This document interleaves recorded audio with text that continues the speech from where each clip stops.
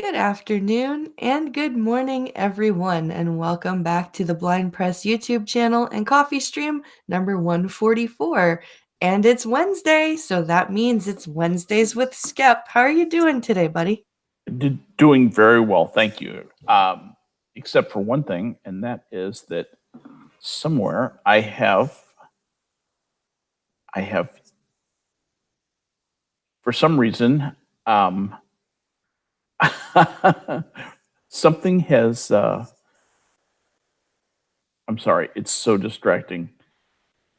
It's all good. Hold on a second. I just need to find what is talking in my ear. Oh, God. I know what it is. I know what it is. It's on. It's in. Okay, hold on.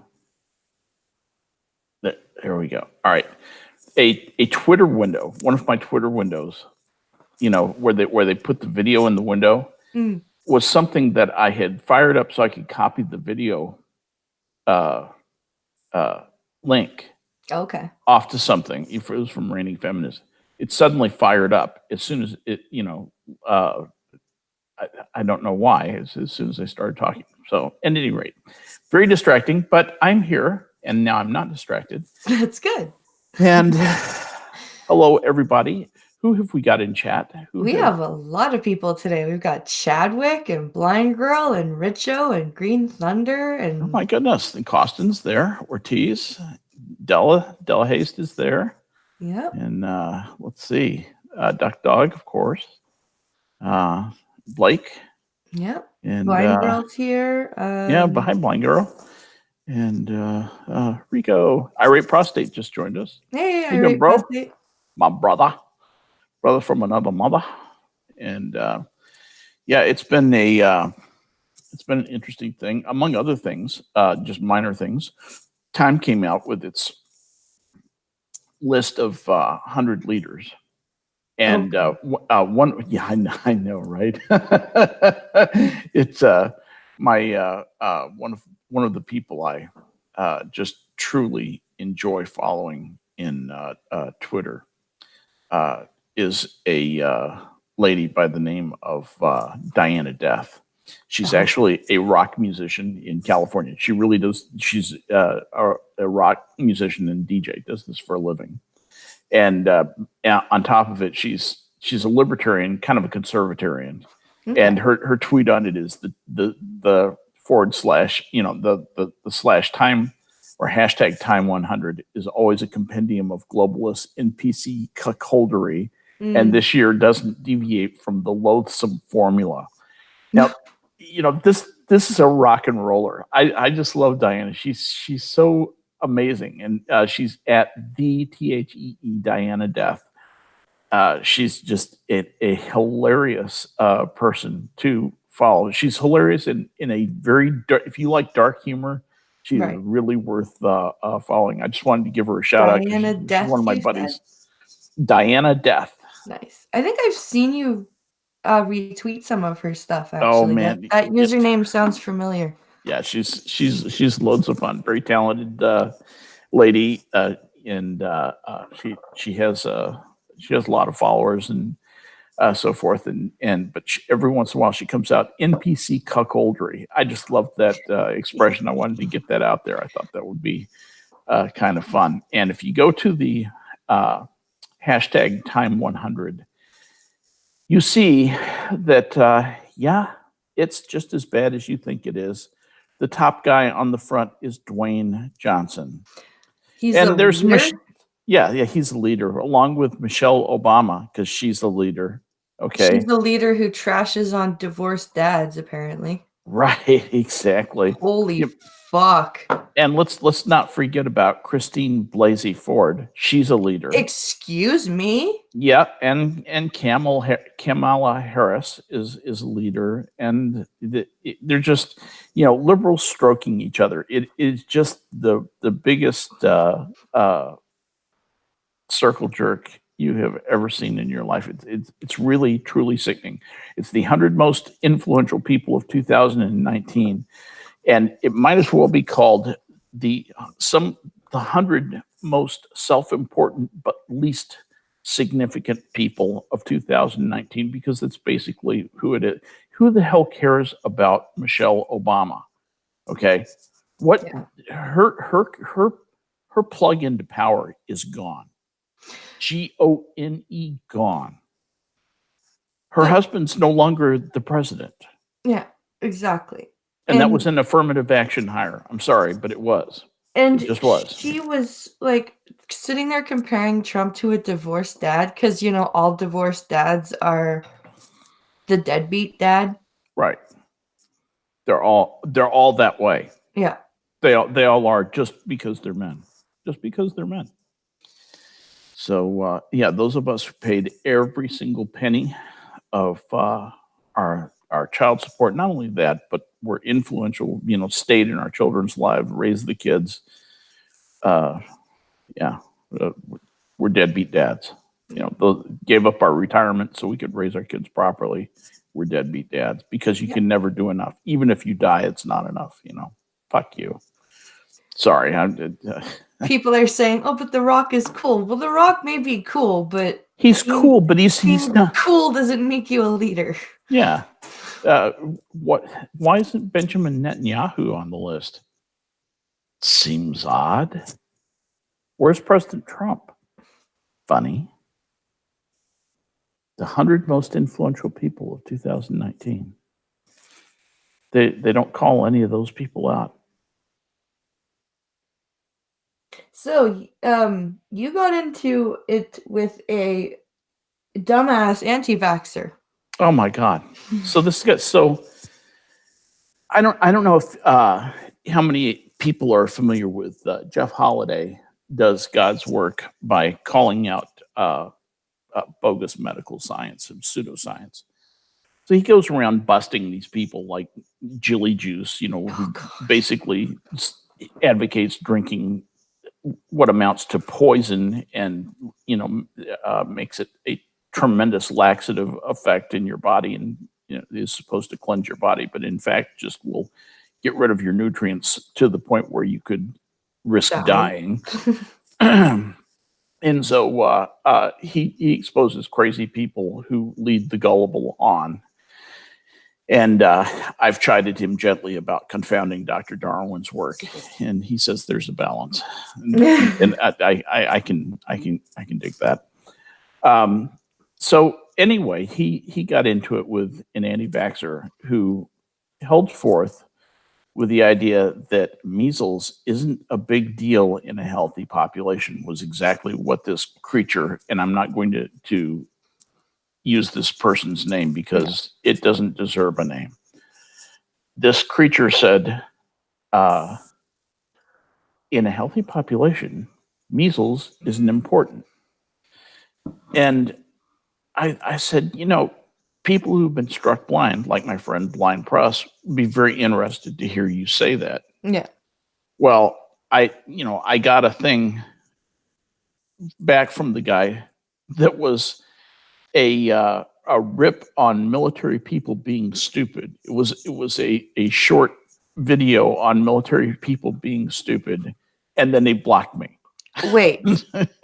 How does military people's intelligence have anything to do with Here's the what he was MMR doing. vaccine? He read my bio. It says that I was in the U.S. Navy, and therefore he put two and two together, and he said that's why this guy is stupid. He was in the military, and so he put me in his place, in my place, and blocked me. So he and his 17 followers will have to do without my wisdom for the foreseeable future, unfortunately for him. But yeah, that was exciting. So yeah, but I still let's say a friend of mine got a hold of some of his tweets and sent them to me, and I screenshot them and sent them out with some editorial comments and about what I thought about his opinions about that. And it's just irresponsible to say that kind of stuff. It is. Because if it if it costs one person their eyesight, or somebody gets mumps and they end up deaf, Mm-hmm. mumps causes deafness, Yeah. preventable deafness. That to the extent that that stuff can be prevented, it should be prevented. Yeah.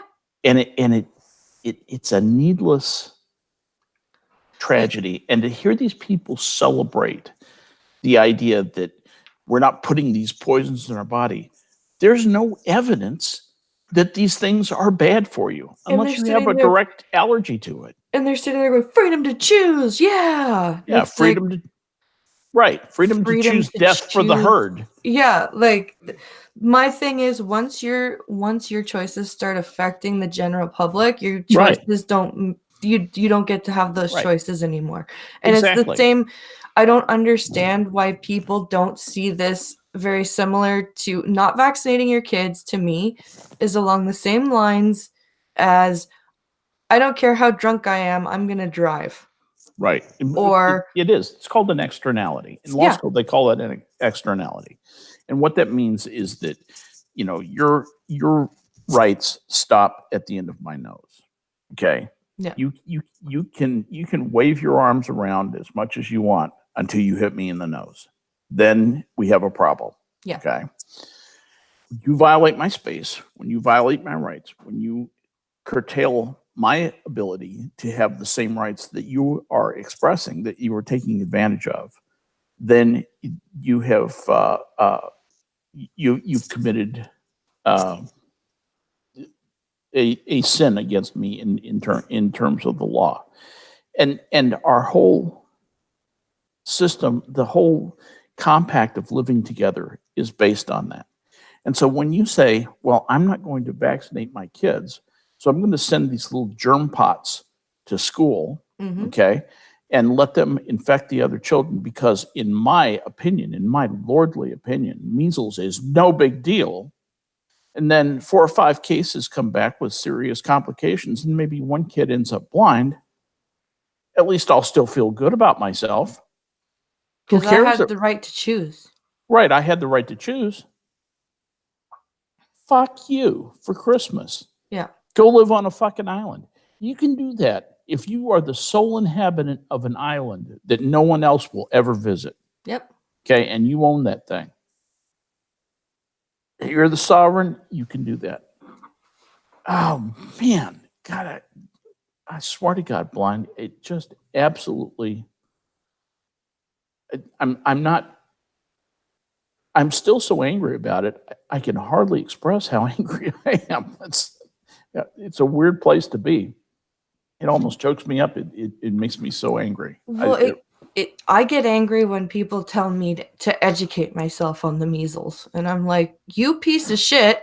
Yeah. Oh, because I've told my story, and then people are like, you just need to educate yourself. Yeah. And I'm just like, you know what? Fuck off. Right. That's exactly right. That's baseball bat in the face time, as far as I'm concerned. The aluminum baseball bat, and just have at them. Fuck them. I'm just crazy. Hollow and I are really considering going and getting our boosters, just because of. For what? For measles. For the measles vaccine. Yeah. Boost your immunity. It's not going to hurt. It won't hurt. Your body will make antibodies, and it'll be a good thing. It's good to have those, attack dogs in there, so that if you do happen to get exposed to, something, they won't have a chance to overgrow. Yeah, you're exposed to a lot of bad stuff all the time. And you're exposed to stuff that can kill you all the time. You're exposed to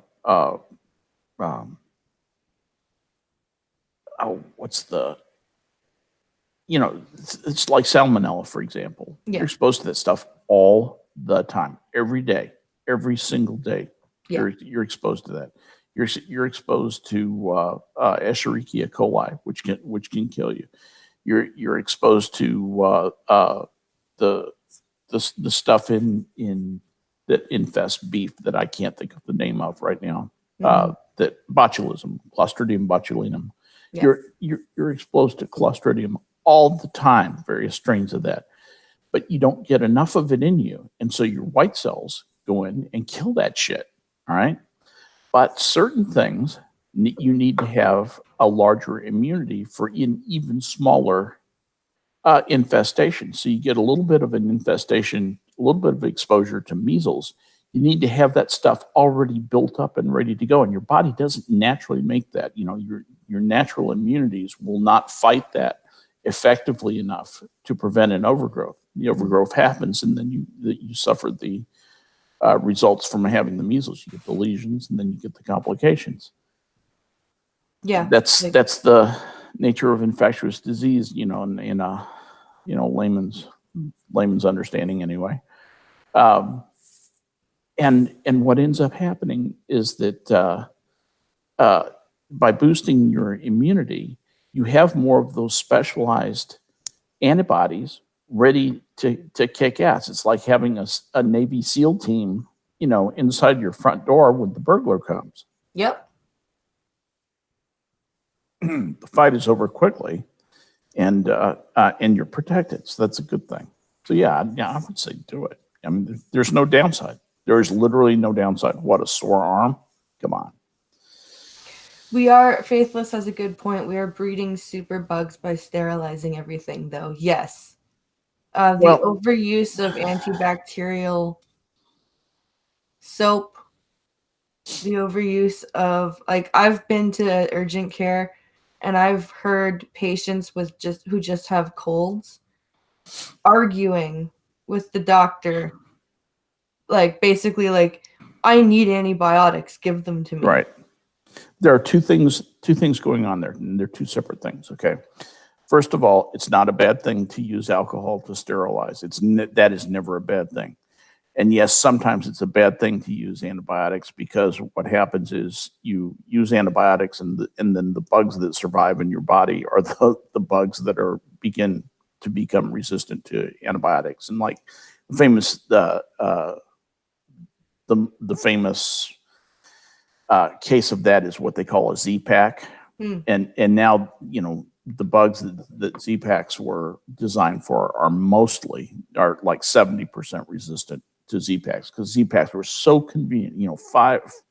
Five tablets over a 5-day period, and you're cured. And it Yeah. was really a great thing. And doctors just handed that stuff out like candy, and boom, it took about 6 years, and the patient population had bred within themselves. They're like a culture dish. Mm-hmm. Had bred within themselves bugs that were resistant to the zithromycin.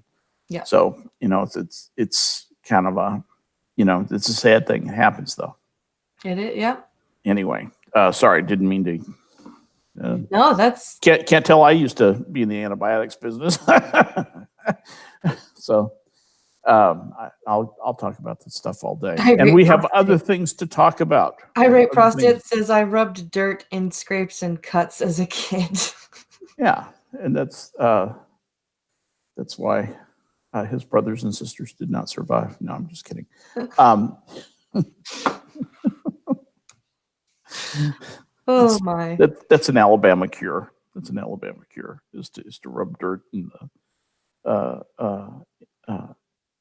just it helps it clot. It's Alabama bandage. So Alberta elected itself a new government. I heard something about this. Can you give me the details? Can you tell me what went on? So the premier of Alberta is now Jason Kenney, and he is a very, very, very far right. Far right? Yes. Whoa. Um Jason Kenney is a bit of a dum-dum. I'm not surprised Alberta went the way it did, though, because of Yeah. what Trudeau has been doing, especially in the energy sector, and the basically the halting of pipeline projects and all this stuff is he's really been screwing Alberta very badly. Yeah. And so one of Jason Kenney's campaign promises, was he's going to stop providing British Columbia with oil. Now that doesn't make much sense. Alberta is going to stop providing British Columbia with oil. Yeah. Just want to make sure I understand that. Yeah. Okay. Why?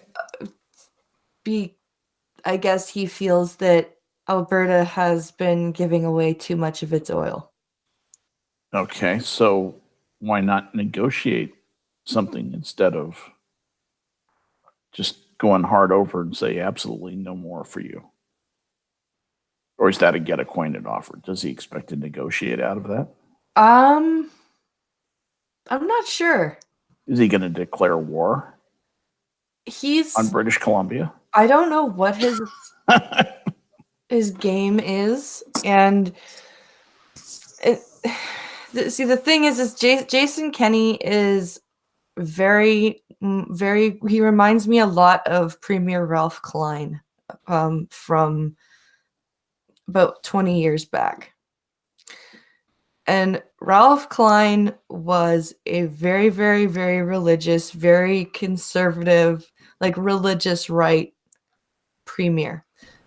He actually threatened to use what's called the notwithstanding clause, which is a clause that provinces have and are technically able to invoke when a law is affected that they feel goes against the ideals of the province. So he was trying to use the notwithstanding clause to make when the Supreme Court said gay marriage is a thing. All right, now the notwithstanding clause is notwithstanding what? So it's basically a clause that premiers have tried to use to make something exempt in their province. For example... Oh, okay. It doesn't count for us. Yeah. Okay, I gotcha. So he was going to try to use the notwithstanding clause when gay marriage became federally legal to say, not in Alberta, it's not. Holy shit. Jason Kenney reminds me of him. And it is entirely the fault of the crazy ass left. Yeah. That the people of Alberta went, you know what, Jason Kenney sounds like a good idea. So this is them overreacting to the left, which got crazy. Okay, I see what's going on. And they've elected somebody who's pretty batshit crazy. Yeah, I'm looking at this. It does look like he's insane.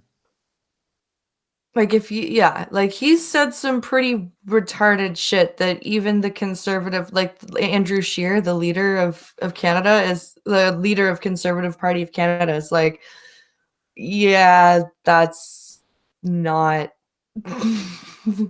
that's not what we stand for.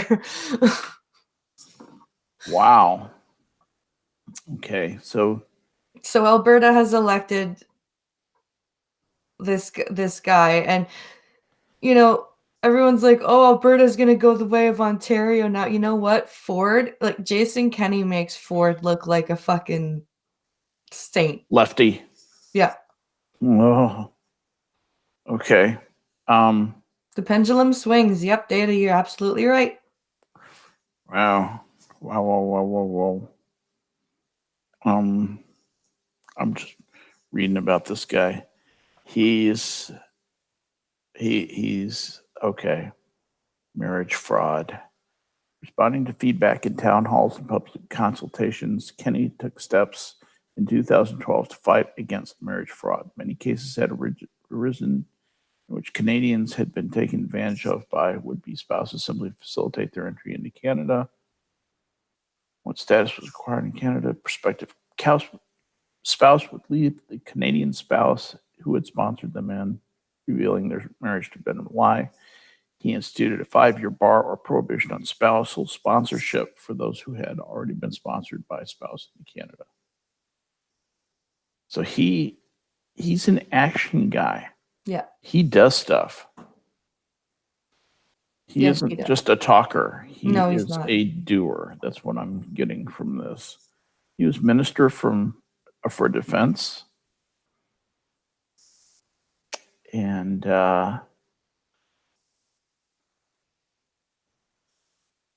let's see. He sounds, you know, he has periods of responsible. Yeah, he Res- goes like he kind of goes back and forth. Like there are some yes, things yes, where you that's what I'm trying to say. Yeah, yeah, you look at some of the stuff he does and you're like, "Okay, I yeah, gotcha." And then yeah. he does something else and you're like, It's batshit crazy. "Whoa." This guy, yeah, you know, yeah, he voted against same-sex marriage as an MP, which he certainly can do. Yeah. He's saying a majority of Canadians support the provision of benefits on grounds such as domestic partnership relationships, which are grounded on unions of economic dependency rather than relationships of a mere conjugal nature. Yet, still 2/3 of Canadians from every culture that exists in this country, from every corner of the globe, who have come to this country to build a future for themselves and family, recognize that marriage is, as the Supreme Court said the last time it spoke to the issue in the Egan case in 1995, 24 years ago, by nature a heterosexual institution. So he's heterosexual only. Traditional definition of marriage. Lesbians and gays, you're fucked. Okay. Jack of all Golf City says, I thought the slippery slope to gay marriage was Astroglide. Yeah. So, yeah, this is the premier of Alberta now. All right. He has been named one of Canada's 100 leaders of the future by Maclean's. And he is, the Globe and Mail is one of 21 Canadians to watch in the 21st century by Financial Post. And he also received the Queen Elizabeth II Golden Jubilee Medal and the Diamond Jubilee Medal because she just won't die. Now, what I really this shows right now with this election, I think one of the other reasons that the left is so upset right now, because the Canadian headlines pretty much all across the board now are, "It was nice knowing you, Alberta." Yeah, no kidding. Beauty. And this basically has now cemented Trudeau's not winning in October. It sure seems to be the way the things are stacking up. I mean, because there seems like there's a reaction against the very liberal turn that Canada has taken. People get scared by the antics of someone like Trudeau. Like when your leader is dancing like a crazy person, you know, in some foreign country, is dancing like you do when you're drunk, and you say, I wouldn't want me to be in charge of my country when I'm drunk, but that's what he is. You say, I want someone who's sober. Well, it's not even that. It's when you've got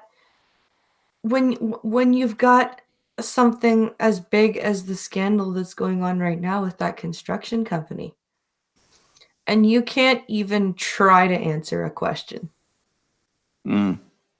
Like Andrew Scheer in question period asked him, do you understand the penalties of perjury? Do you know what his answer was? Climate change. Wait. Run that by me. That went by a little fast. So he was he was asked by Andrew Scheer in regards Yeah. to this construction scandal, the SNC scandal. Do you understand the penalties of perjury, Mr. Mm-hmm. Prime Minister? And Justin Trudeau said, well, I care about climate change, and the Conservative Party does not. That was his answer That to was the his that question was his about answer. perjury. And Andrew Scheer was so shocked, he asked him 4 more times, and that was the answer he kept getting. You wonder if Trudeau has breaks with reality. You wonder if he's talking to other people, and you want to ask him, is that other person here with us in the room now, Mr. Trudeau? Mm. Does he talk to you often? Is he here now? Yeah, Ralph Pincalo is saying Ralph Klein was a lot worse. Yeah, Jason Kenney does have periods of Lucidity. lucidity. Yeah. Ralph Klein was just insane. All you need says Canada does this regularly. We go left for a while, then we go right, rinse, repeat. Yeah, Sure. this is true. Yeah. We Okay. do that. All right. Oh, dadgummit. Blind FedEx is walking up the I long will run. I got to get off before the dogs start barking. Hang I on. will I will I'll be right keep back. going. Yep.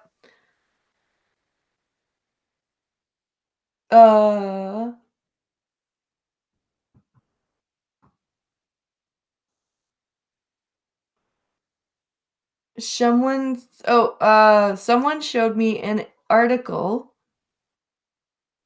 on Facebook about the election campaign in PEI. The illegal wait, what? The illegals on the campaign trail. Oh, the liberals on the campaign trail are getting a lot of blowback and don't want anything to do with Trudeau. Yeah, so our Liberal MP for where we are, in our riding, her pamphlet just came out in the mail. Pincalo was telling me this. Now, the Liberal Party's colors are red, and she, when she got elected, she was right behind Trudeau, and she, it looks like she has now left the Liberal Party and is running for as an independent because her leaflet has completely like the color has completely changed. She has not one mention of the Liberal Party in her I guess it's her constituent report.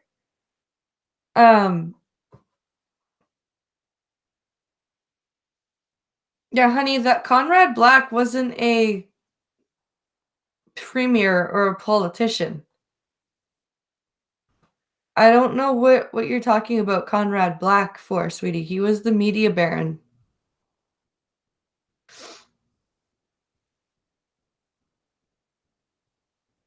Uh,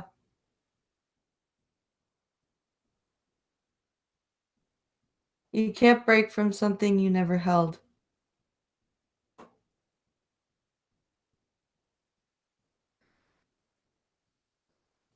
Let's All right. see. Sorry about that. That's all good. I was just explaining that our Liberal MP for our riding has basically cut ties with the Liberal Party. Why? Because of this whole scandal over the construction company and Trudeau's complete unwillingness to even answer any simple questions. Like a lot of Liberal MPs are either crossing the party, like crossing the aisle, or running as independents now. Do you think Trudeau is caught up in some wrongdoing, real wrongdoing? He might be. I think we're going to see this is going to be crazy because when this election happens, I think we're going to get a conservative majority with a new Democrat Party opposition. You're going to get a conservative majority with an NDP opposition. So, which has never happened. Will they be able to execute Trudeau at that point? I mean, just for being, because he's been so stupid. Because that kind of stupidity that should carry the death penalty. I don't know what the hell's going on. Just the dancing. Yeah. Seriously, the dancing. I'm just saying. If it was me, I would execute him. Y'all do what you want, but so he'll be out, or he'll be a member of parliament. That's all, right? Oh, Pinkalo's saying, sorry, it's just a theory. She hasn't actually denounced the Liberal Party, but the leaflet she put out, the color scheme has changed, and she doesn't mention the Liberal Party once. It's true. Like, the Liberal Party's colors are red. Yes. And her leaflet came out, and it's no longer red. Her email address is not, like, there's no Liberal Party email address anymore. That's pretty telling, isn't it? Yeah. I would think that she's. How appropriate that it would be read to, like, tax the lifeblood out of the economy. I love that. I love the honesty. It's kind of cool, really. Yeah, it's backwards here, because in U.S. the reds are the Republicans and the blues are the Democrats. But originally in the United States, the original NBC, National Broadcasting System Company map was the other way around.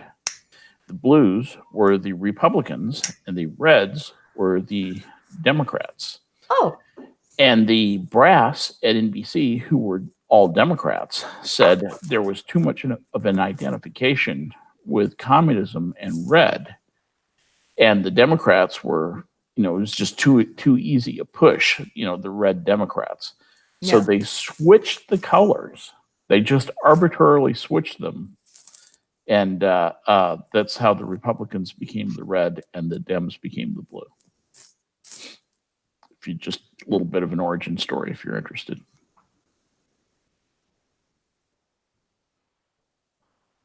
If Jagmeet Singh has his way, they just might execute him. Singh is the leader of the NDP party, or he's a Sikh, an Indian Sikh leader of the NDP party, and that whole trip to carry India, knives. They carry knives. That whole India trip really pissed him off. Oh, they should have. He could plunge his dagger into Trudeau's heart. I mean, if he could find it. Yeah, this is a really big for Canadian politics, because something like this big hasn't happened since the whole thing about the Quebec separation. Right, which was what, 1970s? No, this 80s? Was late 80s, early 90s. 80s, okay, in the 80s and 90s, okay. I remember when, Quebec wanted to break off and become its own country. And, man, looking back, that might not have been a bad deal. He might actually want to seek Kyle. That's an AP joke. Welcome to Canada's Watergate. Yep. Wow. Be interesting to see if Trudeau really has something to hide, and if they can ferret it out, if they can.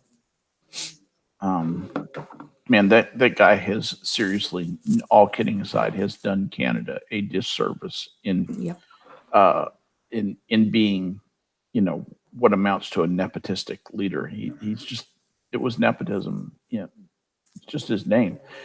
If his name is John Smith, he's not elected to anything. He's working in a Starbucks as an assistant barista. in my opinion.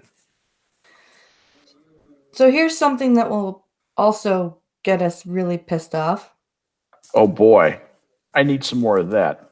Health Canada, Anti-vaccine and corruption in politics. Hit me up, Blind.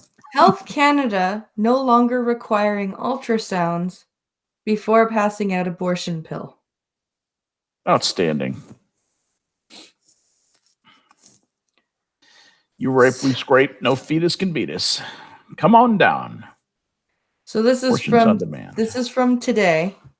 So it says women no longer need to have an ultrasound or women no longer need an ultrasound before getting the abortion pill. The change, experts say, will reduce the times or wait times and speed access. Good Lord. Particularly in smaller communities. Health Canada announced Tuesday in a product monograph, a technical document aimed at prescribers. Okay, then.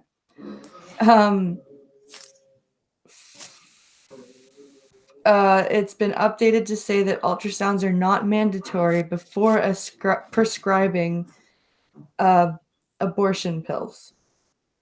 The ultrasound rule has come under increasing scrutiny in recent months after a series of stories in the Globe and Mail that document, how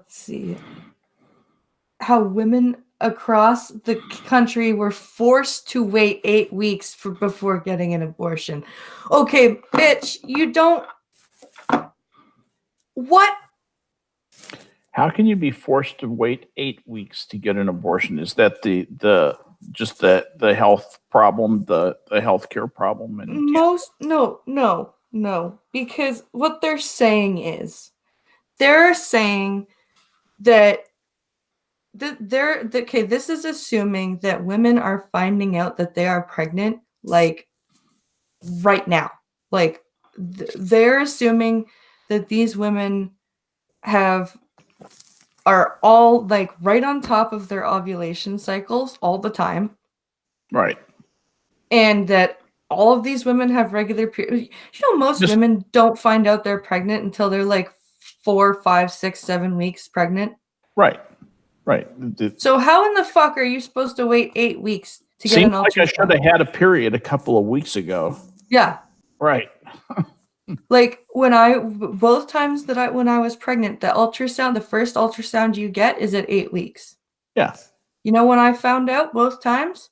With Alex, I was 7 weeks pregnant. With Logan, I was 5 weeks pregnant. So I had to wait 1 week and 3 weeks. That's my daughter's the same way. 7 weeks. So in what in what situation are you accidentally, because like my brain is broken. Yeah. Who's forcing people to wait 8 weeks to get an ultrasound to get an abortion? And if you are keeping track of things that close and you have a pregnancy test that you're taking before you're supposed to get your period, those are signs of a woman who's planning a pregnancy. I was just exactly what I was So say. why would you got a want stack of diapers? Yeah, why would you want an abortion? That Right. The only way that you're going to need to wait 8 weeks is if you are planning a pregnancy and you have, you've tracking your ovulation. You have bought one of those first response pregnancy tests that you can take 5 days before your missed period. I'll tell you what one of them, and this is happening a lot in San Francisco, is you're having sex selection abortions. Jesus Christ. And because the lesbians do not want to have boy babies. They do not want to have boy babies. They want to have girl babies. And you have to wait.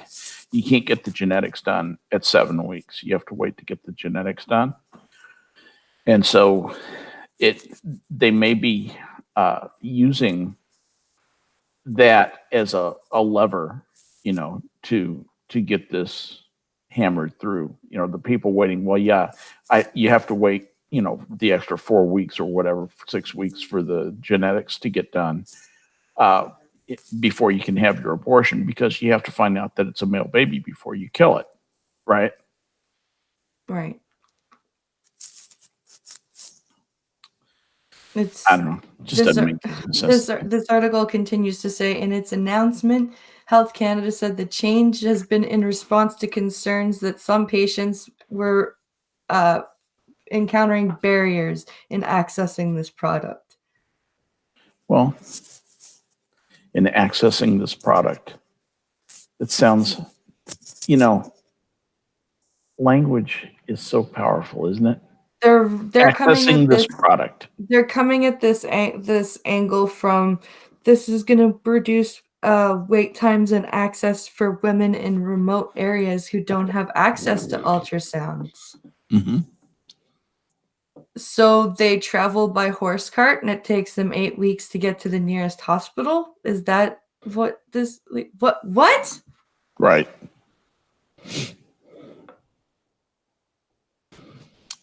I'm with you. I'm speechless. I don't even know what to say. Uh, they have turned the making of a human into a commodity.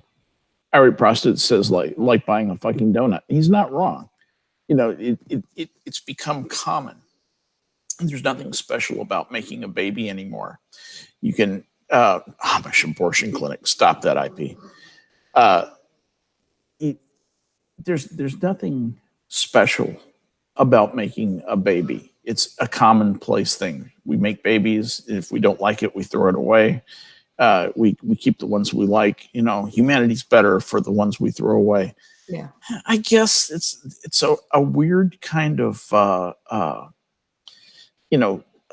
natural selection that's taking place.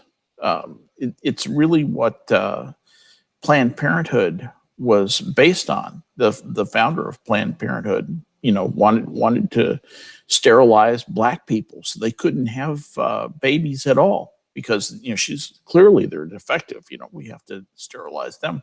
That was part of her Planned Parenthood. They hush all that up. They're not interested in sharing that.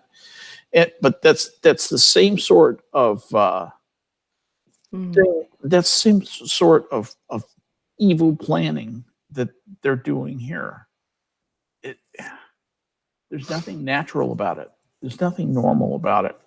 I'm not saying you shouldn't plan your family or anything like that. I'm just saying you should be a little bit respectful of who you sleep with, quite frankly. Yeah. Understand that if you sleep with somebody, even if you're taking precautions, even if somebody's on the pill, even if you're using condoms, whatever, you have to face up to the fact that if those should fail, abortion is not is killing the baby you're creating. Yeah. You have to be okay with that. The And only time doesn't that coarsen humanity? Yeah. To kill a child, any child, any child that is, you kill it and you say that's okay, doesn't that make us less? My only argument for abortion is incest, rape, or if there is no possible way the woman can live. Like if she is ill Life of the mother. and she cannot take care, like if her body cannot carry the child, Right. and the child will die. Right. Well, yeah, there's common sense things that everybody can agree to. And so you can argue about rapists. Should the child be killed because of who the father is, and the circumstances of its conception? I don't my know. argument isn't from the basis of who the father is. My argument is if a mother is raped Yes. and she emotionally cannot carry the child, like if she is emotionally not able to deal with carrying her rapist's baby, Right. how is she supposed to take care of herself to bear that baby? That's a good question, and it's a fair question. It's a fair question. What, It's like, you're gonna you know, set that baby up for malnourishment and well, all the that baby poor, like, becomes a yeah, ward of the state. Obviously, yeah, you give the baby up for adoption. How well is he going to be taken care of by the state? The alternative is cut the baby up. yeah, Is cutting the baby up the best alternative for everybody? And for cutting the baby up to be the best alternative, it's got to be pretty horrendous. The alternative to cutting the baby up has to be pretty horrendous. Is all I'm yeah, saying. And I'm not saying that it can't be that, but it's a higher bar than I don't want a boy. yeah, definitely. You know. So anyway, yeah, Holy boy, shitballs. what? Pincalo sent me an article. Florida woman, of course, massively infatuated with Columbine, now armed with a shotgun loose in Colorado. What? What? Holy shit. Officials secured schools across the Denver area on Tuesday as the Good. FBI, um, let's see, as the FBI make put out a manhunt.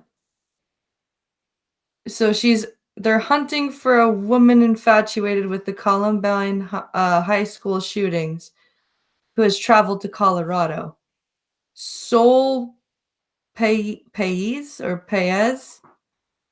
is 18, who traveled to Colorado from Miami, was believed to be in the Denver Middleton area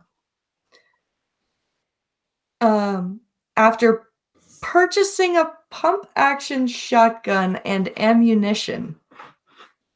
I thought you had to be 21 to buy a gun.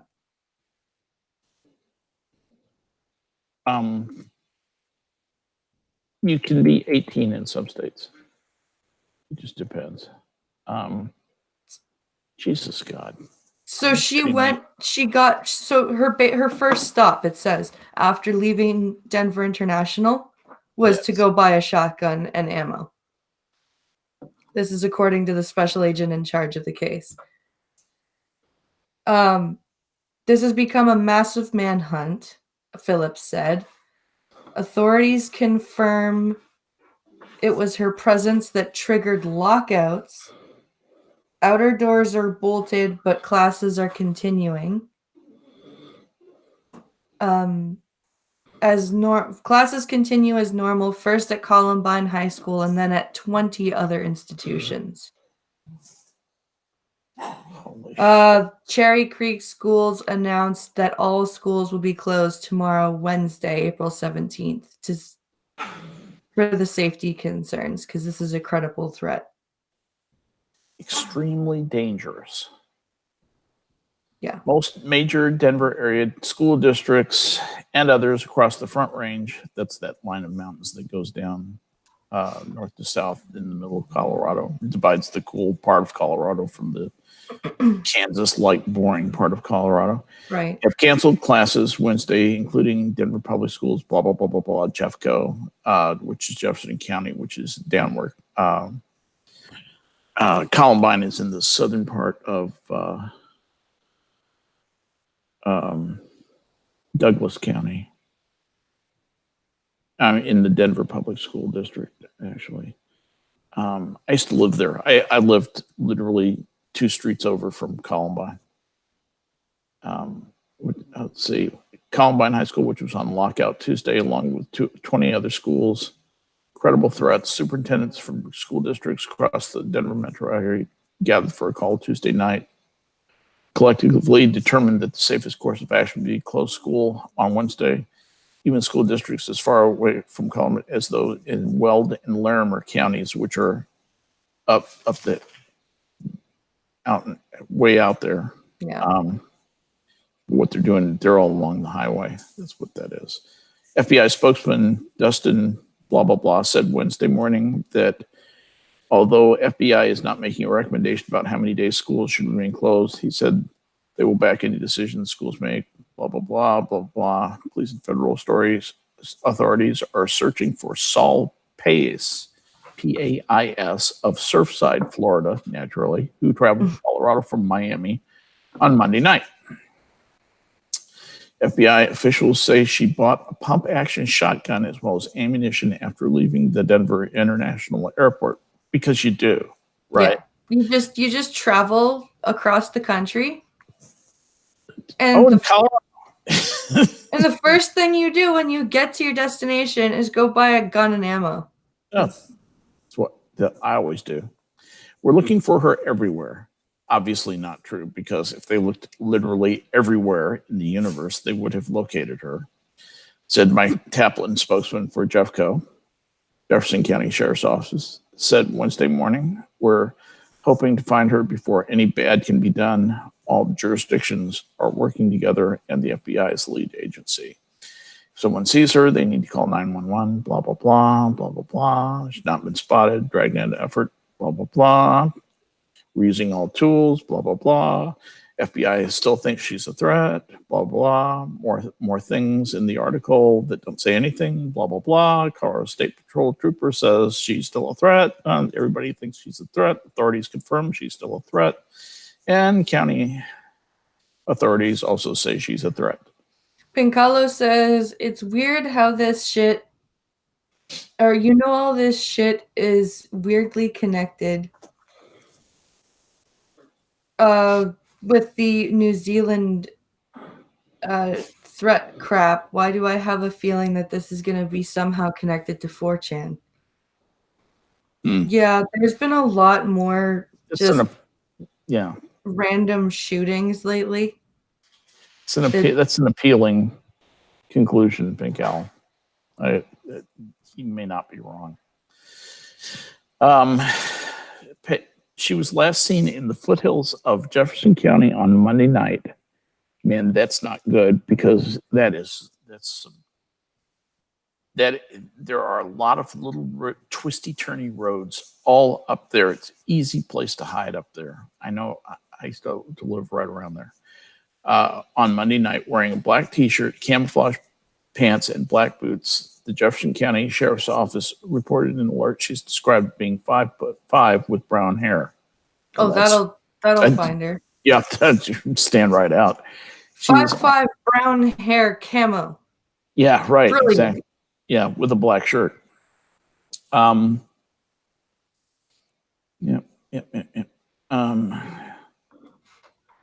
Uzi just said she read the suspect was found dead. Huh. Okay, let's see if we have Saul Pais. Oh, we do. We have manhunt for Saul Pais is over as law enforcement swarmed base of Mount Evans in Clear Creek County. The search for an 18-year-old woman described as being infatuated with the Columbine shooting and who allegedly made a school threat leading to heightened school security through the metro is over, FBI said Wednesday morning. She bought a pump-action shotgun, blah, blah, blah, blah, blah, blah. Rehash.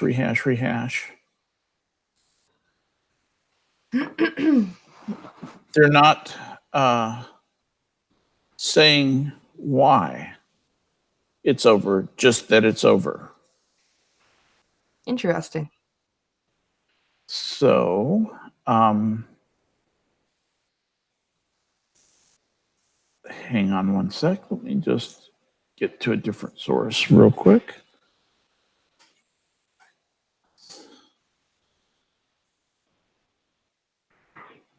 So yeah, this is somebody in chat corrected me. You have to be 18 for rifles and shotguns, 21 for handguns in most states. So that's makes sense now.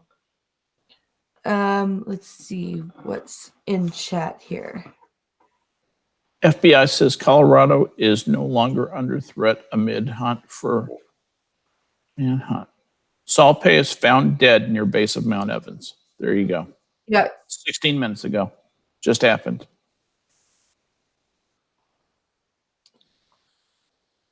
After a massive manhunt along the Front Range and foothills, Saul Payas was found dead Wednesday morning near the base of Mount Evans. Did she kill herself? I'm looking. There's going to be an 11:30 a.m. press conference with Jeffco Public Schools, and then rehash of everything that I've just been saying. So in other words, they have nothing other than the fact she's dead and she's gone, and that's all she wrote. That's it. I'm looking at a picture that somebody posted of her. She does in fact, or did in fact, have brown hair. I assume it's brown, probably tinged with red now. Mm. And she did. She did, boss. So there you go. Dead, Jim. Yep, she's dead, Jim. She's dead, Jim. There we go. Yeah, and every other link that I go to is old, saying, you know, beware, look for, and blah blah blah. But the FBI is saying she is dead at the foot of Mount Evans, which is one of the 14,000 foot peaks in Colorado that you can actually drive to the top of. Interestingly enough, I've driven to the top of Mount Evans. I've also climbed it. And it's not a very hard climb. It's a long climb. It's a really, really long climb. And I actually met some friends up there, and they drove us back down. But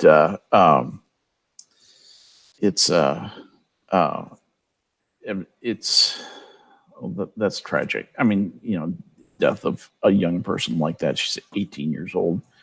What the hell happened to her? You know, what made her like? You know, who turned her on to methamphetamine when she was 15, and this is the end of her 3-year meth career. It's probably going to be something like that, I think. I'm guessing. And you know, that's pathetic. That's sad. Yeah. Makes me you know. All you need says good riddance, I say. Yeah, but you know, kind of sad though that like you kind of wonder what makes somebody snap like that, especially when they're like 18. Yeah. If you look at you know, you just don't know. Zombie Teddy says, so she was a red shirt, but she was wearing a black shirt. Exactly. Sometimes the red shirts were black. Not all the red shirts were red shirts. Exactly. So there you go. Well, anyway, shall we get to the good news? I have a tiny dollop of good news. It's not good. Much, but it's such as it is. Can I share it with you, or is it time for that? Sure. All right, Let's have some good news. All right. She wasn't even born when Columbine happened. That's true. It's true. And that's. I was 10 when that happened. I mean, what can you do? All right. First of all, I don't know if anybody realizes this, but Israel tried to become the 4th country in the world to soft land a craft on the moon surface, and they failed. Okay. And I didn't even know they were attempting this. I feel kind of bad that I didn't keep up on my space news. Yeah, but you know, they the first 285,000 miles were fine. They got to within about 500 feet of the surface, and they lost communications with it. They lost the link, and they couldn't Mm. control the attitude, and so they couldn't it basically plowed into it. And Oh. there's actually some speculation that one of the NASA experiments on board may have survived. But at any rate, the Israeli group says that it will make a second attempt to land on the moon. And but it was kind of sad. They have some great pictures of, it was just about to land and it was taking pictures. It took a selfie just before it lost communication. Oh man, A that thousand sucks. feet, 1,000 feet over the moon. Yeah, no, it's a great picture. And Israel is going to do this. No, they'll be successful. I promise you. Oh Coastal yeah. Electronics, they are top notch. So that's kind of one of those. I actually have a couple of hopeful stories. Rooted in sadness. The other one, it has to do with the Notre Dame Cathedral. Yes, I yes, don't know you if said that. people have heard, but there's a church on an island in the Seine River, which is the river that runs through the middle of Paris, and it's called the Notre Dame Cathedral. For those of you who are not Roman Catholic, it's a cathedral is a really large church, and this was a church that was built in, I guess construction was started in the 12th century. Like 1165 or something like that. And it took like 200 years to build. So I think it was finished in 1265, something like that. And it has stood for a long time, but it burned the other day. It caught on Yes. fire. They were doing some renovations and it caught on fire. To understand how a church that is built primarily from stone can burn, you have to understand a little bit about how a cathedral is constructed and what the piece parts are. I promise this is not going to get too nerdy, but we need to just kind of run through a few basic parts of the church and what happened. Because the first thing that occurred to me was I thought, this is terrorism. They plonked a bunch of Muslims in there. Muslims hate the Christians, consider them defective followers of what's called the Book of Heaven in Islam, and they found a way to get on construction crews, and they started a fire, and they burned up this great symbol of tremendous symbol of Christianity, one of the greatest cathedrals on earth. Mm-hmm. So, cathedrals that were built in the period that we're talking about, basically between about the period 1100 to about the period 1600 Right. AD, are built in the shape of a cross. Okay, and the cross is it, basically has a the long part, the part that we think of going in the ground. Okay, and it has the cross beam, which is called a transept. Mm-hmm. And the transept in the middle of it has the spire, the iconic spire, which maybe some people have seen pictures of that burning and falling Yeah. over. Okay. That was where the fire started. Okay. Now, at the very top of the cross, where you would think Christ's head would be in the crucifixion, okay, that is called the nave. Okay. And in the nave and ambulatory and choir, there's various sections up there, but that's where all the priceless artwork basically was. I mean, not all of it, Oh. but most of it. And it was not really touched by the fire. Oh wow. Yeah. That's lucky. Yeah. Holy shit. I mean, so if this was if this was terrorism, this was done by the gang that couldn't shoot straight. But here's the thing: you have you're when you build a building of stone, you're doing fine till you get to the roof. Yeah. The roof was so high and would have been so heavy in stone, it couldn't be constructed by methods they had back then. So they had to use wood. And they had to cut down huge trees. And I mean, they did the trees that they cut down to make the vaulting. Okay, those are those arches on the inside of the tops of ceilings that you see. The to make that were gigantic. And what happens over time is that wood is heavily varnished, which is to say it's covered with hydrocarbons, basically like being soaked in gasoline over and over and over again. Get where I'm going with this? Yeah. And and on top of that, you have roofing materials that are more or less flammable. Yes. Okay. So you had guys up there and they were cutting away pieces of statuary and pulling it off because they were basically redoing that whole center part of the where the transept goes through, and the center line of the cathedral at the roof. So they were actually removing statuary. That's another interesting thing. They got most of the statuary removed before the thing collapsed. It's, priceless statues were removed before the thing, collapsed. Yes, a lot of stuff was ruined, but a lot of stuff had been already preserved and saved. It was really miraculous the way it happened.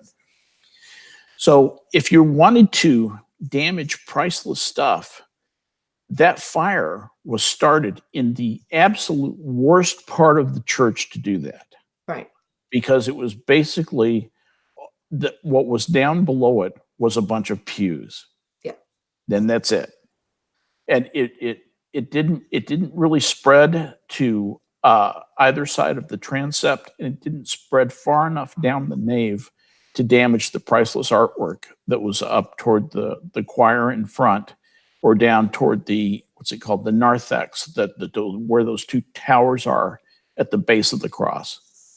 It just was an amazing thing. And I'm beginning to think that this was either the worst terrorist operation ever planned, or it was a really foxy way to do demolition on the thing and get the thing rebuilt right. You get the government to pony up for the rebuilding of the thing. That's like 5D chess. Yeah.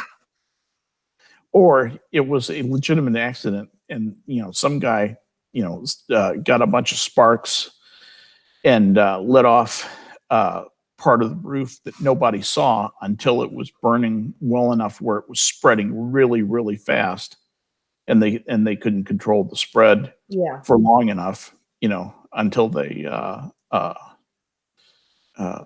did control it, and they didn't eventually control I have a feeling it was an accident. I think so too. I was saying the other day when the news broke that I fully admitted that first thing that went through my mind was there's something happened. I didn't necessarily think it was terrorism. I honestly thought there was some sort of clash with like the yellow vests maybe. And I thought that there had been maybe a riot or something, and that it had happened that way. But the more that I had been looking into it, and having you explain it like that, it really seems more likely that it's an accident. And it is very unfortunate that we live in a time where when something like this happens, the first thing you go to is, riot or a terror attack. Oh, and let me help you here. It's not helped by the images of laughing Arabs on the streets of Paris, pointing at it and laughing at it. Yeah. It doesn't help. No. Stupid people everywhere, right? Yeah.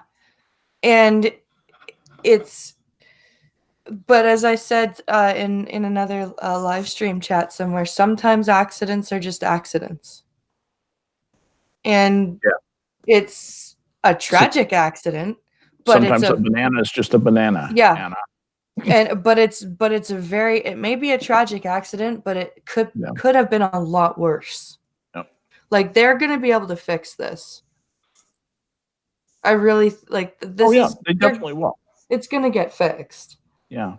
Plus, he had a French billionaire pony up like $900 million to in a fund Yeah. to rebuild it, and um, he's one of these guys. He's concerned about his immortal soul. He'll do it. Yeah. So that's you know, we can rebuild it. We have the technology. Be like the $6 million man. It'll be better than it was before. When you walk outside and the ground is wet, it's natural to assume rain, says Faithless. Well, that's a bit of a. No, you can You, assume sprinklers. you mean like the Israelis videotaping the Twin Towers and celebrating? Yeah, that was not just the Israelis doing that.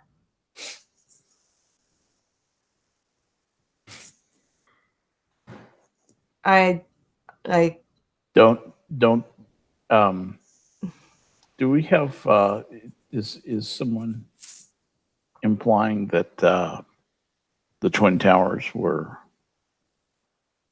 not Muslim fundamentalists in airplanes? I'm not sure. Because speak out now. I want to hear it. Okay. Costin brings up a good point. He says, I worry that if there is not a full, transparent investigation, that the conspiracy theorists will be out in droves. Costin makes a great point. Yeah. He's absolutely right. And the French government, I'm so glad. Costin is an underrated mind. Yes. I'm always so glad when I see Costin in chat. The French government did not help itself by coming out and saying, we are assuming, we are ruling out terrorism. Really? Ruling out terrorism. I think, yeah, it doesn't look like terrorism. There's a number of things that point toward not terrorism. I agree with you. But ruling out, you dumb fuck. Don't rule anything out so early. Yeah. Just go and Investigate investigate. it. Man, I should be in charge of France. I'd get that country straightened out. First of all, I'd kill all the stupid people. Be lonely. Be about 6 of us left.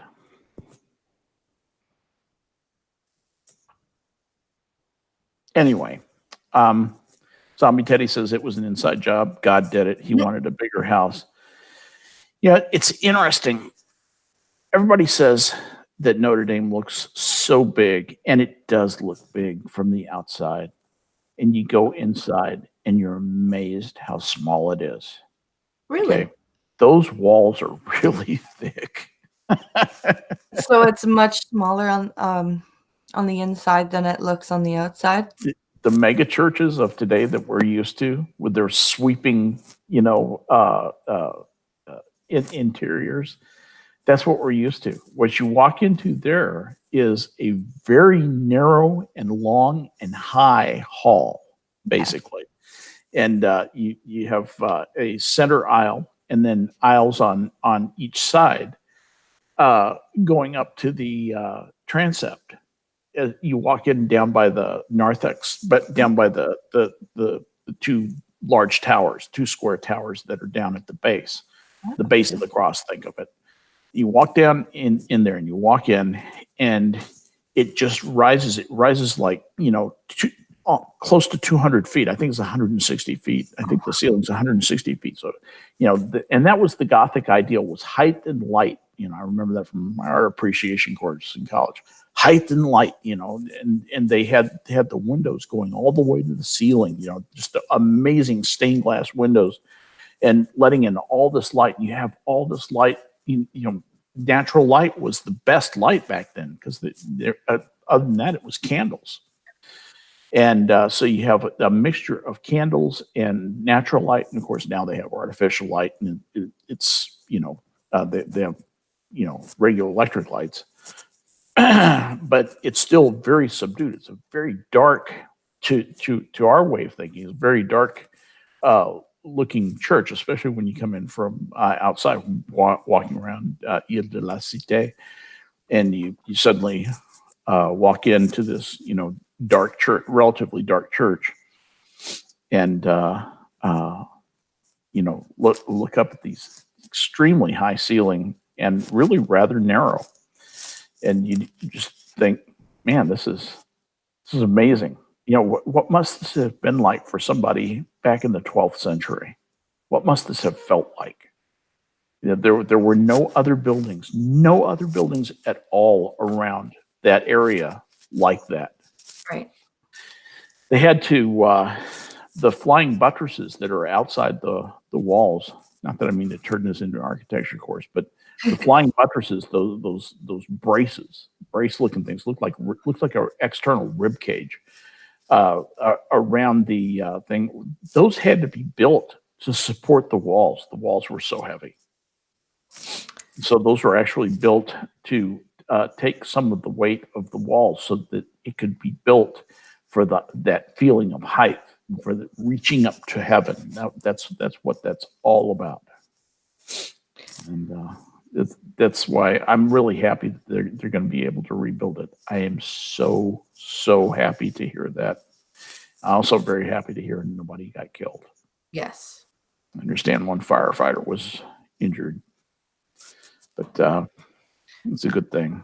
Seamus says, I am not saying it was terrorism, but there have been a number of arsons of churches in France, and the conspiratorial mind could use that to justify the Notre Dame fire as terrorism. True.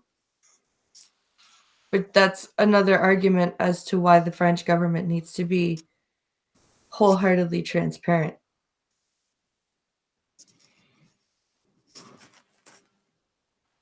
Yes, they do. That's an absolute must. They need to conduct a very public and very even-handed investigation. Yeah.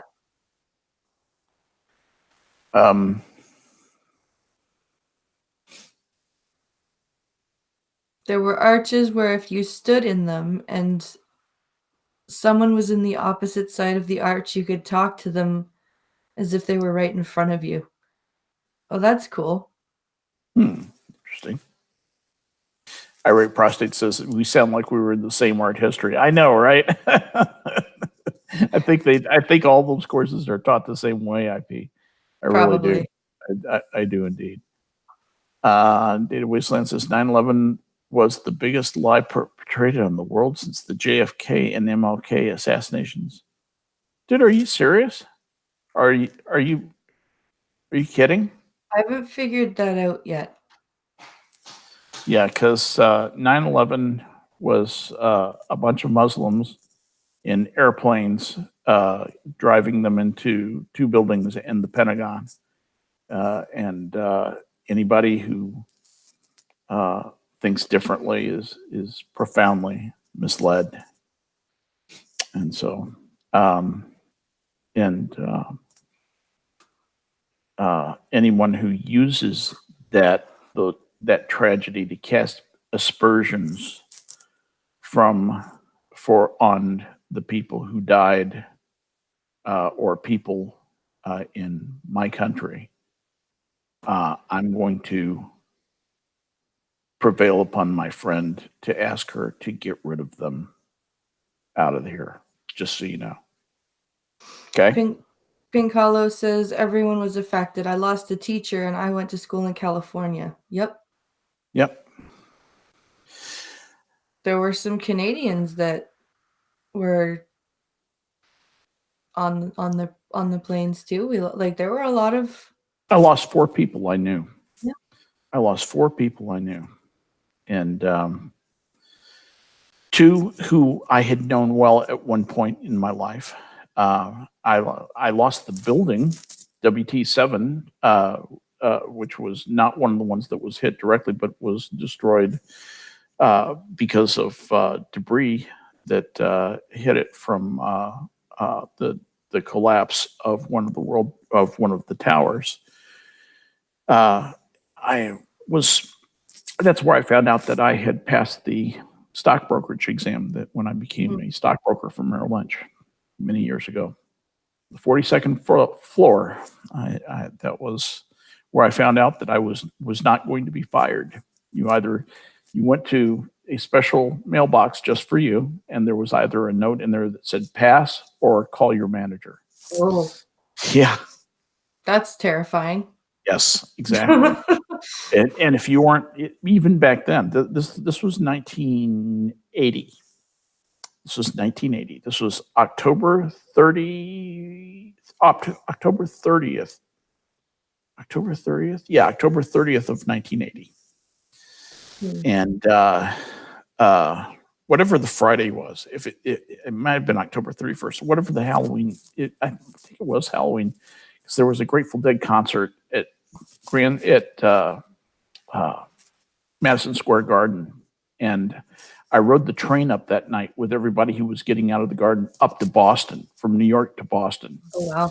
And got stoned with a bunch of Grateful Dead heads. It was great Nice. fun. It was marvelous. I was really tired it was an all night trip, but it was great. What a long, strange trip it's been. Anyway, yeah, that's how I celebrated passing the stock brokerage exam. I wasn't exactly the staid coat and tie stockbroker of that people think of. Oh, here's a thing from Blind Girl with regards to the Notre Dame thing. She says, "Oh my God, the local media tried to use confirmation bias. They posted an article saying that there was an Arabic vehicle outside Notre Dame with gas cans, and they were hoping it was from 2016. They were hoping you didn't read the date." Oh, for Yes. God's sake! Jesus. And That's then lame. Green Thunder says the 2 conspiracy theories that piss me off the most are 9/11 is a fake and the Challenger disaster is a fake. Amen, Green Thunder. I'm with you, bud. I'm with you 100%. And there just is, you might as well say the Earth is flat. Just if you're going to do that, go whole hog, and state that you've been abducted by aliens, and that they probed you and went deep With probing canes. with probing canes. You missed that from yesterday. I was reading an article about blind people, and the author of the article called a cane a probing cane. So apparently, we've decided that blind people are now alien abductors. So yeah, you must say that you have been probed by a probing cane. Oh my goodness! Oh, I needed that. That was funny. Pincalo says I've argued with too many truthers to get into fights about this shit anymore. Blind Press knows what I'm talking about. We had a talk with her. Yeah. I don't know. I just can't.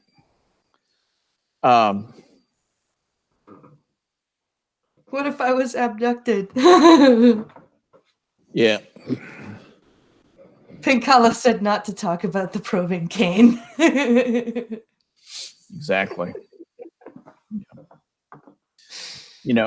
To say that I honestly have no questions on the facts of 911, that's a straw man. And that's a subject that deserves to be treated with a little more honesty than that. Okay. Don't do that. Stop doing that now. Stop that right now.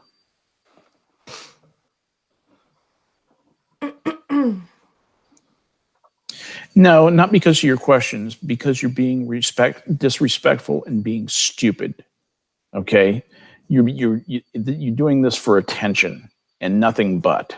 Now stop it. It's immaturity, and it's nothing but that.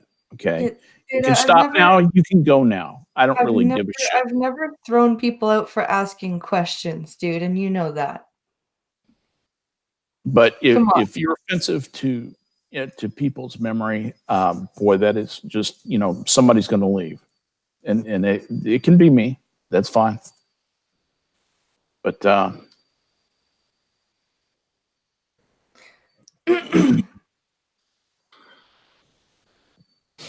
sorry, just I have no place for people who just they caper for attention on the bodies of dead people.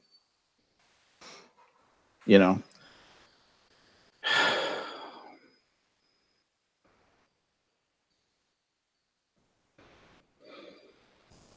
yeah, this steel Carlos beam says, thing. I'm not gonna go there.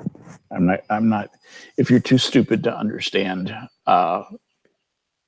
what how structures weaken, how heat can weaken something. It doesn't burn. It doesn't melt. No, it doesn't burn. It doesn't melt. But if you haven't had enough chemistry to understand that heat changes the way that atoms act and their ability to support loads, and that you don't understand what momentum is, and force equals mass times acceleration, and that mass is accelerated toward the Earth at 9.98 meters per second squared, then I I can't teach you enough physics to help you, even though I just did.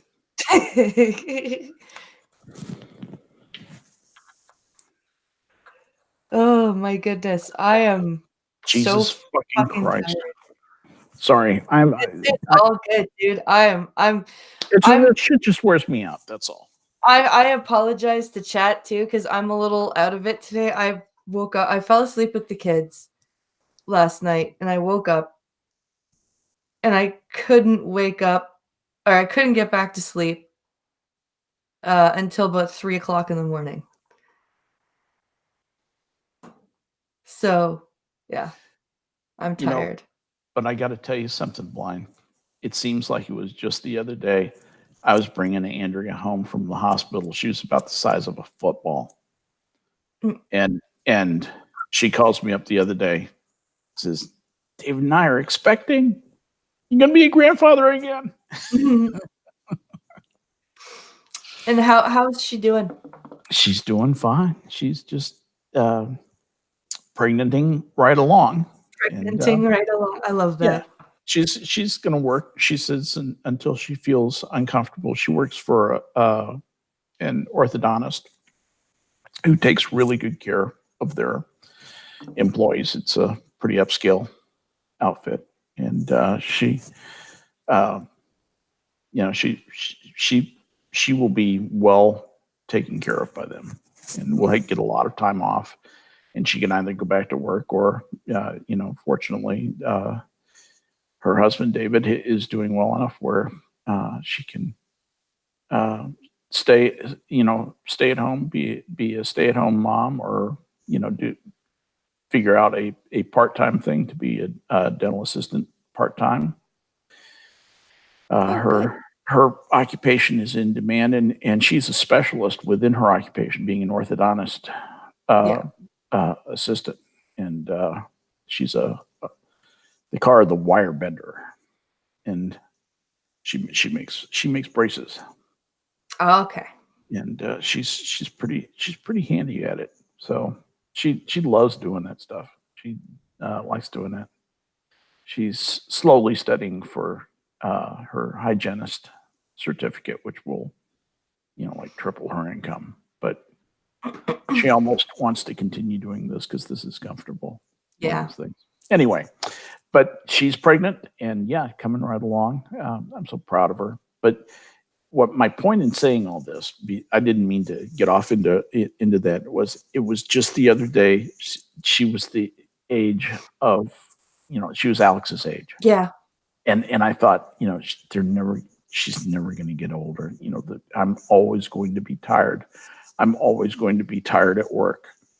I'm always going to be, you know, uh, exhausted every day. I mean, it Mhm. was every day for year. For years, it felt like, Yeah. and then it was soccer, and then it was this and that and this and that, and then suddenly they vanish. And man, when they vanish, especially at first, because they can't wait to get away from you. Well, I find myself, even if Alex spends the night with my mom and it's just Logan, me, and Piccolo, I'm like, there's something missing. Like, I'm just like, this is weird. It was, Yeah, it's just like when there's, part of you's gone. yeah, and like, or when I get those, like my birthday weekend or something, and I get the kids gone off to my mom and my grandma's, I'm like, I'm sad now. Yeah, You just spend all this time planning and you're like, yes, I can't wait. And then they're gone and you're like, okay, can they come home? It's so funny. Like, I know you miss them. You you do. And when you miss them, when they leave when they're older, you miss them a different way. mm, It is completely different than when you miss them when they're little. When you miss them when you're little, it like tears. It for me, it tore my heart out. yeah. I couldn't wait to get them back. It, later on, it's more like an ache. Mm. You just want to hear their voices, and you're so happy when they call. You want to teach that value, the importance of calling mom. Call mom. It's important, and because you'll love those calls. Anyway, don't mean to tell you how to parent, but that's what worked for me. Anyway, No, we are very, we kind of balance things off, like new type of parenting style and the old school, yeah. Now, because IP is making reference to "Cats in the Cradle" by Harry Chapin, which is yep, the story of a man who did not have time for his children, and then the children, in turn, do not have time for the parents because they're too busy. yep. And uh, you know, uh, a lot of Chapin songs were sad. He was famous for singing sad songs. He's also one of my very favorite artists ever, and you want to and a an artist who's really worth looking up. Harry Chapin was an amazing, a marvelous performer. One of the best live performers you ever will hear. One of the best personalities with an audience. Look up his tapes on YouTube. There's all kinds of tape of him on YouTube. Harry Chapin, Hmm. very fun to listen to. But anyway, So I just he's found here. it. Uziku is here. Yeah, she is. She says, Skep, you sound like my mom. We try to get you together for coffee a couple of times a month. Oh, Hmm. So irate. there's an article here that says film and TV studios are going after Canadian BitTorrent users. Why? Oh, copyright. I guess. Um, let's see here. Game of Thrones has a worldwide fan base and also has the honor of being the world's most pirated TV show. Yeah, yeah. um, over 6 consecutive years, uh, HBO is not happy about that, I'm guessing. Mm. So now studios are now identifying the IP address. Oh boy. Um, Oh, good. so suing the unknown person associated with that address. Okay. And then getting a Norwich order. Uh to go through the service provider to basically get their service cut off. It's the you can't be anonymous.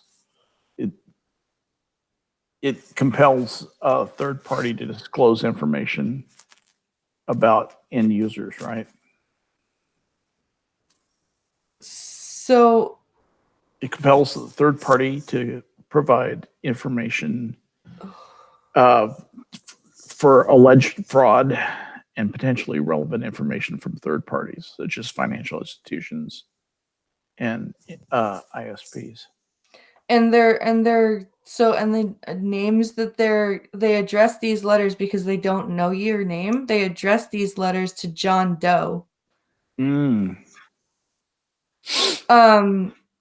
And it's just a whole bunch of legalese when you go through. So this order, they're going to so the film and TV studios use this Norwich order to sue the ISP through the Federal Court of Canada to get your address, your name, all this stuff.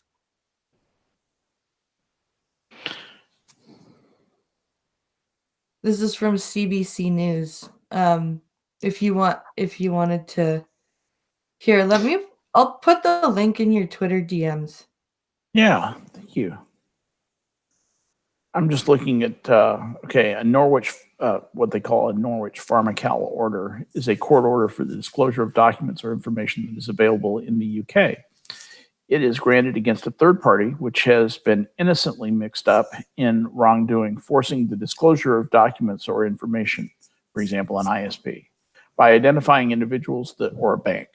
By identifying individuals, the documents and information sought are disclosed in order to assist the applicant for such an order in bringing legal proceedings against individuals who are believed to have wronged the applicant. All right, pretty straightforward. First granted in 1974 by the House of Lords in Norwich Pharmacal versus Customs and Excise Commissioners. Blah, blah, blah, blah, blah. Yeah. Okay. All right. It's in your Twitter DMs, the story that I was looking at.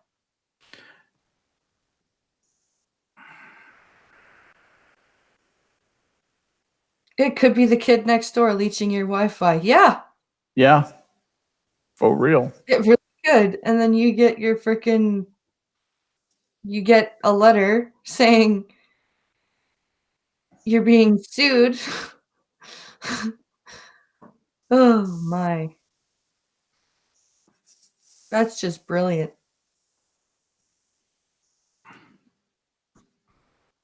Yeah, VPN. Yeah, no kidding.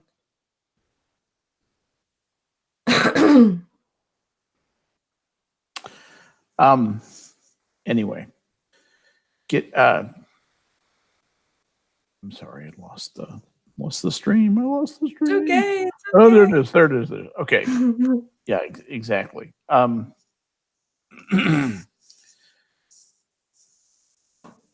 What you're seeing with the the law is starting to catch up with the internet a little bit. Yeah. And all the stuff from everything from these kind of orders against things like BitTorrent and the piracy things to things like WikiLeaks even are just society and the law catching up with the technological advances represented by the internet. Yeah. If you think about it. So that's very true. It's pretty awesome. It is pretty awesome.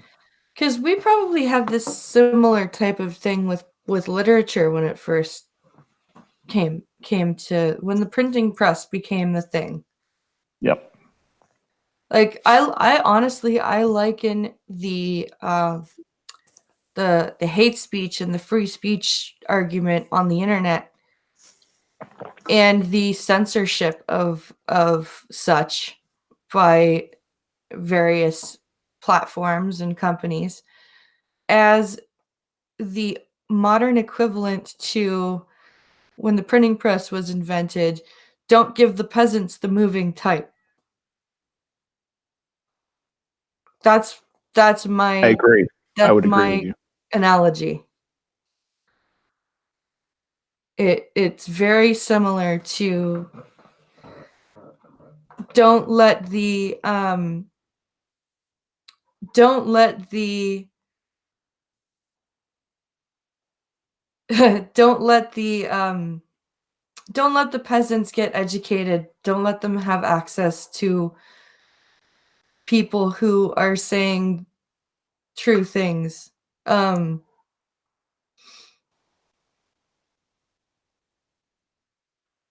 uh Richard says per capita Australia has the worst Steelers. They were good. They said they were gonna start. Oh, of Game of Thrones. Sorry. They said they were gonna start jailing people for it. Everyone laughed.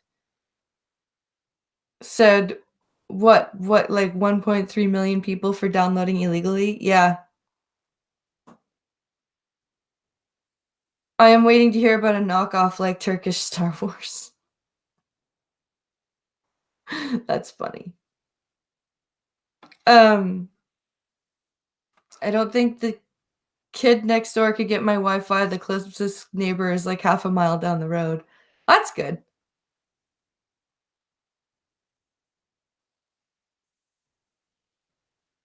My internet sucks. If I need faster internet speed, I hook up the car battery to the reindeer's left nuts.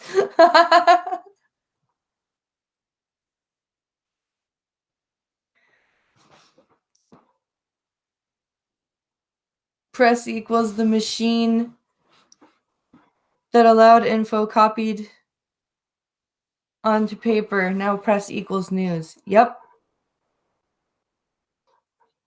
I never got into Game of Thrones. It's not my type of show. Mine either. I'm not big on Game of Thrones. I just never. I tried watching the first. I think I watched the first 2 episodes of the first season, and I was just like, nope, no, I can't do it. My children are the only ones that steal internet from me. Hello. Hey, sorry, I had an overabundance of coffee this morning. That's all good, dude. It's hell being old. I was just reading chat. Always entertaining. You have the best chat. I Really do. do. You do have killer chat. My chat is awesome. Yep. Let's see. You know, Zombie Teddy, I'm with you. I never got into Game of Thrones. It's not my type of show. George R. Martin. Here's my problem with George R. Martin. I love fantasy. Yeah. I read a lot of fantasy. I've read a lot of fantasy. I've read Lord of the Rings. I've probably read the trilogy. This is really going to tell on myself. You think I'm a psychotic. I've probably read the trilogy 30 or 40 times. 30 or 40. That's not an exaggeration at all. Many times in my life, when I finished The Return of the King, I picked up Fellowship of the Ring and started over again. I loved it so much. I loved being in that world so much. I had a CD set of the whole thing. Yeah. I wore it out. Sure. You wore the electrons out. That was the thing that I listened to when I was sick. Yes.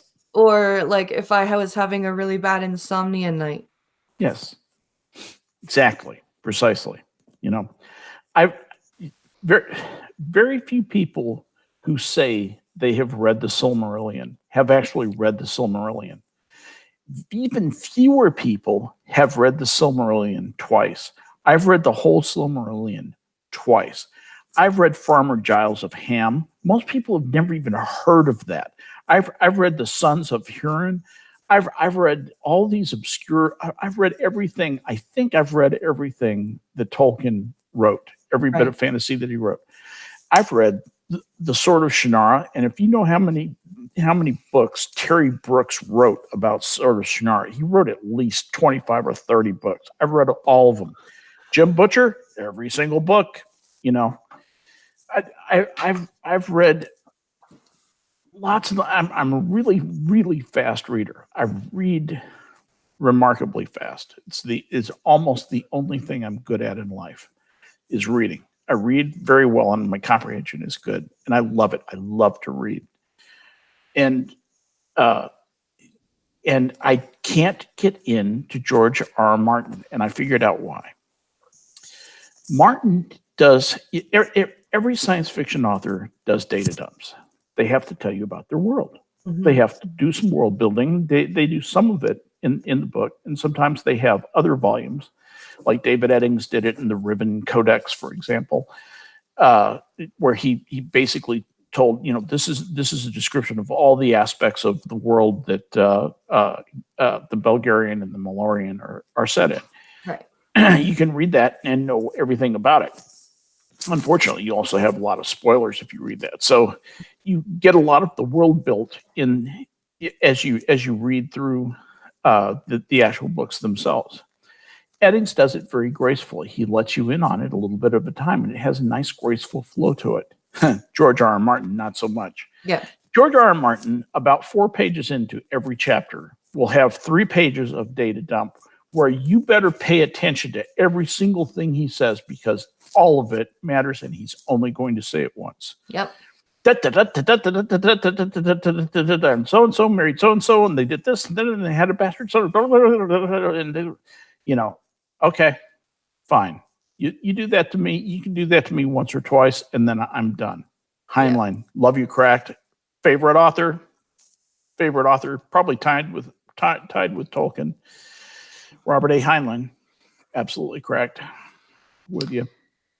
But anyway, getting so then the other thing that is inexcusable that George R. R. Martin does is he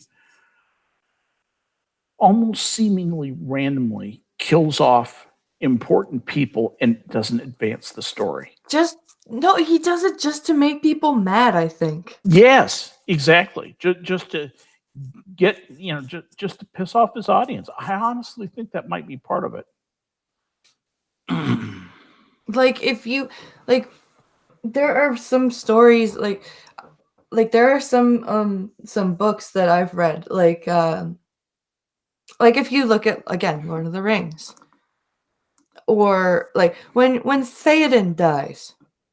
Yes. That's not only really, really sad, but it's a character arc for 2 characters. It sure is. It's a character arc for Eowyn. It's a character arc for Merry. It advances the story. It absolutely is. And again, it's the same thing when Denethor is gonna go burn Faramir alive, and Pippin has to basically go to the front lines of the battle, save the freaking day, and get Gandalf and be like, okay, Denethor has lost his goddamn mind. Right, exactly. It's, those are character moments. Exactly. And you don't, I don't get the from what little I've read of George R. R. Martin, and this may be an unfair judgment, maybe I haven't read enough of his stuff, maybe I just can't stand his stuff enough to read enough of it, but I don't get that there are character arcs that I'm going to be interested in his stuff. I just don't. And I also think that some of the aspects of his world building are a little bit arbitrary. And I think a lot of the stuff that he has his characters do, he has them do just because it's edgy. It's exactly what I think that's what I was saying about the world build. Yes, exactly. Yeah, the world build, it's like everybody has to screw each other in the most gratuitous, egregious way. It's like, yes, you're all Caligula's descendants. Are you happy now? Yeah, exactly. I'm Nero to your Caligula. I'm more evil than you are. and there are there's nothing redeeming. There's no good guys, and there's no I look for, like, if there can't be good guys, then I look for tragic guys, and there's no classic tragic guys. There are evil guys, and they're craven guys, and there are people who seem good for a while and then turn craven, and then there are people who are craven and they turn weird. But that's all whatever. But some people, they love that, and good for them. I'm Yeah. glad they enjoy it. Yeah. Good on them. For Not sure. for me. Not for me. Like you don't like Irate Prostate says dragons. Game of Thrones is excellent. Fucking excellent, y'all. Fight me. So you don't like you've said before, you don't like stories where dragons are good. Right. Like you like smog I like dragons. Exactly. Yeah. Tolkien spoiled me. And then there's me who really likes You the like world Fern. that Anne McCaffrey has built. Right. Mostly, and it's not just for the dragons either. She actually went really sociological and built a planet, like with countries and hierarchies and a caste system and rules, and they stay consistent. I need to give her a better chance. And it's I need not, to give her another shot. it's so much more than just, like, if I could see where you were coming from, if it was just all about riding the dragons. I saw dragons on the cover, and I read like 3 pages, and there was a dragon in it, and I just went, really? Nah, thanks. No dragon comics for me.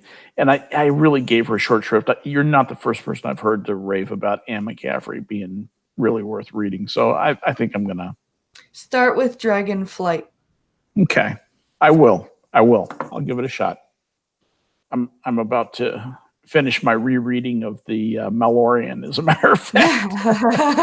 I'm about halfway through the series of Kel right now.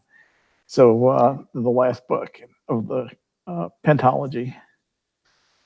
I'm gonna go watch the Maquis episode after the stream is over.